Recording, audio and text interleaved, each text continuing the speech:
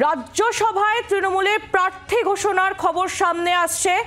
আপনাদের জানিয়ে রাখি, প্রার্থী ঋতব্রত বন্দ্যোপাধ্যায়, এই ঋতব্রত বন্দ্যোপাধ্যায়ের নাম সামনে আসছে। এই মুহূর্তের অন্যতম একটি বড় খবরের দিকে নজর রেখেছি। রাজ্যসভায় তৃণমূল কংগ্রেসের প্রার্থী ঘোষণা, প্রার্থী ঋতব্রত বন্দ্যোপাধ্যায়, তার নাম সামনে আসছে।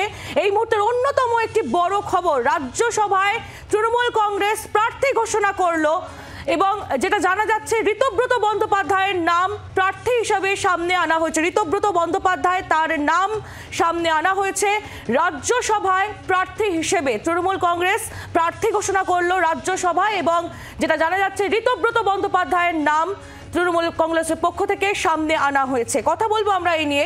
প্রবীর চক্রবর্তী আমাদের প্রতিনিধি রয়েছেন আমাদের সঙ্গে। প্রবীর, রাজ্যসভায় তৃণমূল কংগ্রেস প্রার্থী ঘোষণা করলো ঋতব্রত বন্দ্যোপাধ্যায়ের নাম।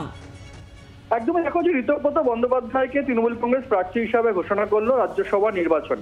তোমাকে বলে রাখি যে জহর সরকার তিনি এই আসনটিতে থেকে তিনি রেজিগনেশন দিয়েছিলেন, রাজ্যসভার সংসদ পদ থেকে তিনি ইস্তফা দিয়েছিলেন এবং সেই ইস্তফার পর একটি আসন ফাঁকা হয়েছিল এ রাজ্য থেকে, এবং এ রাজ্য থেকে যে আসনটি ফাঁকা হয়েছে আগামী 20 ডিসেম্বর সেখানে নির্বাচন রয়েছে।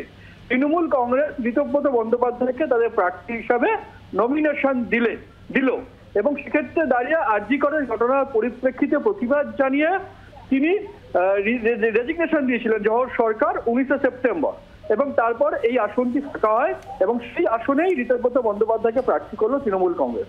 ঋতব্রত বন্দ্যোপাধ্যায় যিনি একসময় সিপিএম করতেন, বামপন্থী ছিলেন, তারপর সিপিএম তাকে বিভিন্ন শৃঙ্খলা ভঙ্গের অভিযোগে তাকে বহিষ্কার করে এবং বহিষ্কার করার পর ঋতব্রত বন্দ্যোপাধ্যায় তৃণমূল কংগ্রেসে যোগ দেয়। ঋতব্রত বন্দ্যোপাধ্যায় এই মুহূর্তে তৃণমূল কংগ্রেসের আইএনটিটিইউসির সভাপতি এবং ঋতব্রত বন্দ্যোপাধ্যায় এর আগে বামেদের টিকিটে তিনি রাজ্যসভায় গিয়েছিলেন, রাজ্যসভা সাংসদ ছিলেন সিপিএম এর সময়। সেই ঋতব্রত বন্দ্যোপাধ্যায়কেই এখন রাজ্যসভায় পাঠাতে চলেছে তৃণমূল কংগ্রেস এবং এই রাজ্যসভায় পাঠানোটা প্রায় নিশ্চিত বলতে পারো এই কারণেই, কারণ বিধানসভায় তৃণমূল কংগ্রেসের যে আসন সংখ্যা বা বিধায়ক সংখ্যা, সেই বিধায়ক সংখ্যা একদম ধারে কাছে নিয়েই বিজেপি। তৃণমূল কংগ্রেসের 226টি বিধায়ক আর 66টি বিধায়ক হচ্ছে বিজেপি। স্বাভাবিকভাবে ধরেই না হচ্ছে এই আসনে তৃণমূল বিজেপি কোনো প্রার্থী দেবে না, কারণ আসন সংখ্যা বা বিধায়ক সংখ্যার ক্ষেত্রে তৃণমূল কংগ্রেস অনেকটাই এগিয়ে রয়েছে। ফলে বিরাট প্রতিদ্বন্দ্বিতায় ঋতব্রত বন্দ্যোপাধ্যায় জয় প্রায় নিশ্চিত। কিন্তু রাজনৈতিকভাবে তাৎপর্যপূর্ণ বিষয় হলো জহর সরকারের ছেড়ে যাওয়া আসনে ঋতব্রত বন্দ্যোপাধ্যায়কে পাঠালো তৃণমূল কংগ্রেস।